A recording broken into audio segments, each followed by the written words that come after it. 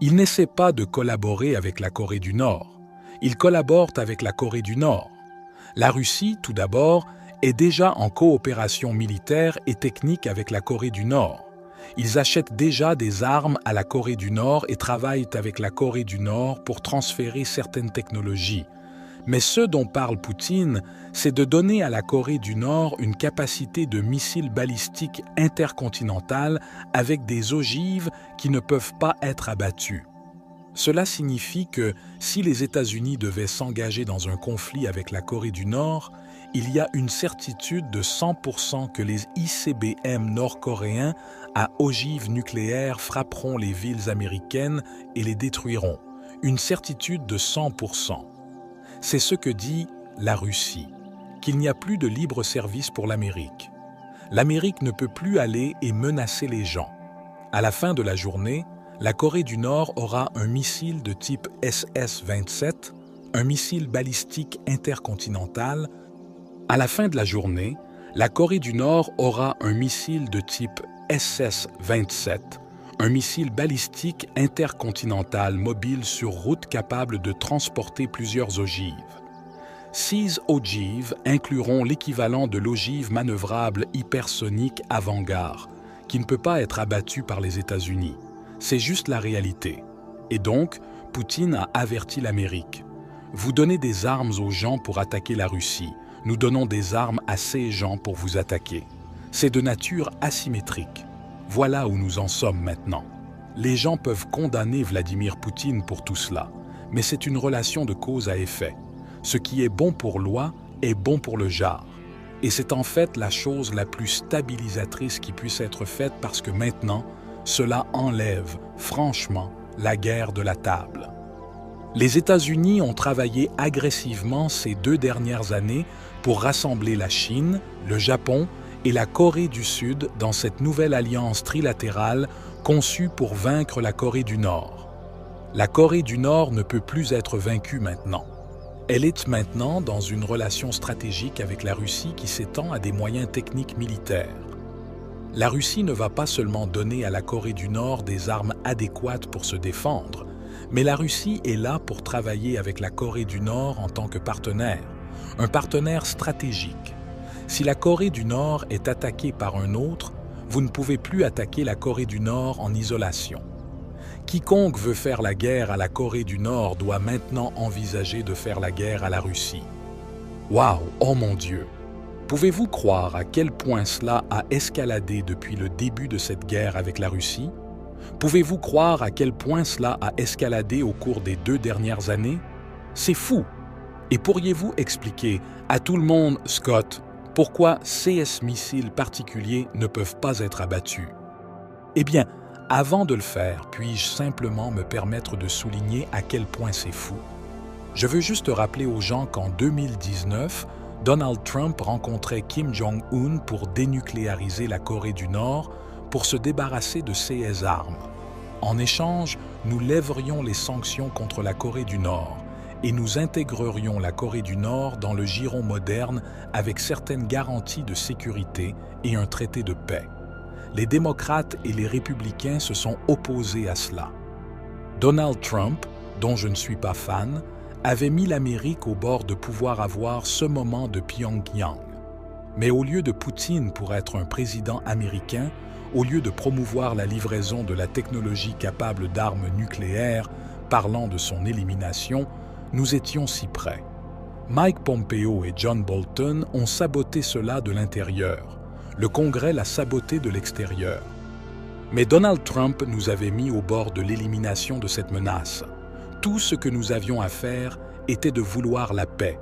Tout ce que nous avions à faire était de dire que nous voulons la paix.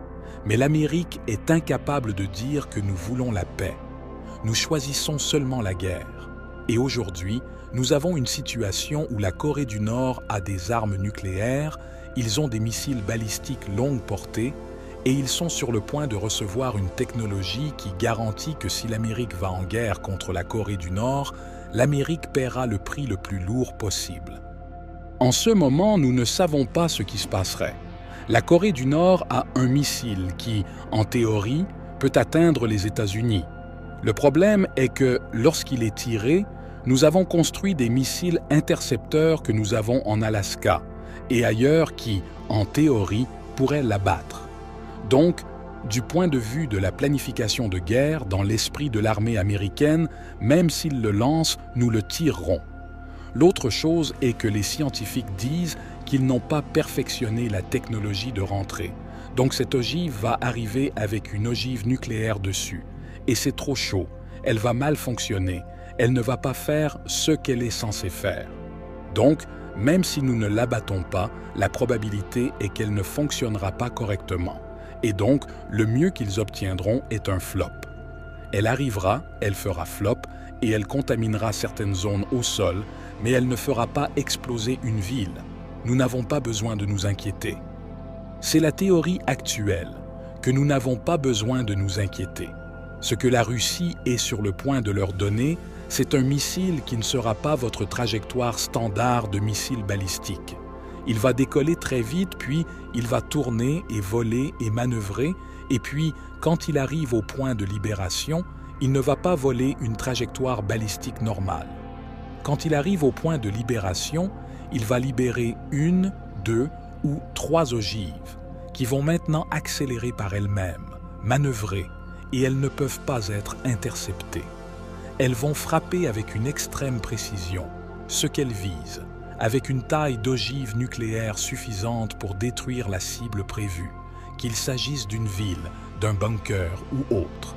C'est la menace à laquelle nous allons faire face. Je veux juste rappeler aux gens qu'il y a littéralement 5 ans, nous aurions pu tout éliminer. Pouvez-vous imaginer aujourd'hui si quelqu'un allait voir le président Biden et disait « Et si vous vous asseyiez simplement avec Kim Jong-un, nous pourrions nous débarrasser de son programme d'armes nucléaires. Tout ce que vous avez à faire est de lever les sanctions. » Il répéterait « Nous ne pouvons pas lever les sanctions. Les sanctions étranglent la Corée du Nord et c'est ce que nous devons faire. Vous ne pouvez pas sanctionner la Corée du Nord aujourd'hui parce que la Russie vient d'ouvrir la frontière. La Russie fait maintenant des affaires avec la Corée du Nord. Il n'y a plus de sanctions contre la Corée du Nord. Oui, l'Occident ne fait pas de commerce, mais la Russie le fait. Sanctionner la Russie, nous l'avons déjà fait. Il ne reste plus rien à sanctionner. La Russie va juste faire ce qu'elle fait avec une économie technologique vibrante qui fonctionne et qui est sur le point de se connecter à une économie BRICS globalisée encore plus vibrante. La Corée du Nord n'est pas membre des BRICS. Ils n'ont pas besoin de l'être. La Russie est un membre de premier plan des BRICS. La Corée du Nord va bénéficier directement et indirectement de cette relation. C'est parti. 7 matchs. La Corée du Nord a tout gagné. Nous ne pouvons pas les toucher militairement. Nous ne pouvons pas les étrangler économiquement. Et nous venons d'assurer que la Corée du Nord ne se soucie pas de ce que nous pensons. Le seul pays au monde qui compte pour la Corée du Nord maintenant est la Russie. Et ils ont de bonnes relations avec la Russie. Ils n'ont besoin de personne d'autre. Ils aimeraient avoir de bonnes relations avec la Chine. Mais je veux aussi souligner ceci. Vous savez tous ces gens qui disent que Poutine est un vassal de Xi Jinping. Il n'aurait pas pu faire cela à moins d'avoir obtenu la permission de Xi Jinping. Poutine n'a besoin de la permission de personne et il ne demandera jamais la permission à qui que ce soit. Il a peut-être informé Xi Jinping des objectifs pour ne pas prendre les Chinois par surprise, mais ce que fait Poutine avec la Corée du Nord est en fait une direction que la Chine ne veut pas nécessairement suivre. La Chine travaillait avec l'Occident pour contrôler l'ambition nucléaire de la Corée du Nord parce que la Chine sait qu'une guerre nucléaire en Corée du Nord se répercutera sur la Chine. La Chine ne veut pas cela. Donc, la Chine cherchait d'autres moyens. Mais la Chine n'aura désormais pas d'autre choix que de monter dans le train. La Corée du Nord est une puissance nucléaire. Ils n'ont pas à aimer ça, ils n'ont pas à l'aimer, mais ils devront l'accepter. C'est ce qui s'est passé. Nous venons de voir, en temps réel, la montée de la Corée du Nord en tant que puissance nucléaire en collaboration avec la Russie. Vous savez, Scott, il est difficile de croire que c'est réel. En fait, Ce n'est pas difficile à croire parce que nous regardons ce pays se dérouler chaque jour comme une sorte de folie géopolitique. Vous parliez de Trump il y a quelques instants, et je me demande juste pourquoi. Pourquoi l'Amérique n'a pas de mouvement anti-guerre en ce moment? Il y avait de grands mouvements anti-guerre pendant la guerre du Vietnam, même après pendant l'invasion de l'Irak. Je me demande pourquoi il n'y a pas d'énormes mouvements anti-guerre contre ce qui se passe en Ukraine. Vous pouvez m'expliquer cela? Oui, je peux. Mais vous n'allez pas aimer la réponse. Parce que nous avons eu la guerre du Vietnam, une guerre que nous avons perdue, et cette guerre a été principalement combattue par des conscrits. C'était une guerre injuste, donc nous avons fait appel à une vaste section transversale de l'Amérique pour se battre dans cette guerre. Quand ils sont rentrés chez eux, il y avait des manifestants, mais il y avait aussi des membres de la famille qui pouvaient s'identifier aux manifestants. Vous ne pouviez pas continuer cette guerre. Aujourd'hui, nous avons une armée professionnelle. C'est une armée volontaire. Les seules personnes qui se battent en ce moment sont des professionnels, et la grande majorité des Américains n'ont aucune connexion avec cette armée professionnelle, donc ils n'ont pas de lien personnel. Deuxièmement, nous avons la guerre de l'Irak et de l'Afghanistan, où nous avons vu le gouvernement fédéral non seulement mentir, mais aussi refuser d'assumer la responsabilité de son mensonge, au point où maintenant nous avons une nation entière, même si la plupart des Américains ne soutiennent pas la guerre en Ukraine. Ils sont tellement désillusionnés par le gouvernement fédéral, par la politique en général, qu'ils ne veulent pas sortir et faire quoi que ce soit. Ils ne veulent pas lever le petit doigt pour accomplir quelque chose. C'est un problème. Donc, ce que nous voyons en Amérique, c'est la désillusion qui est devenue la norme. Vous pouvez interroger 100 Américains sur la rue et je parie que 75 d'entre eux diraient qu'ils ne soutiennent pas la guerre en Ukraine. Mais ce sont 75 personnes qui ne se lèveraient pas et ne manifesteraient pas. Vous avez besoin d'organisation pour organiser les gens. Et nous avons une situation en ce moment où la gauche politique, l'extrême gauche politique, est favorable à la guerre en Ukraine.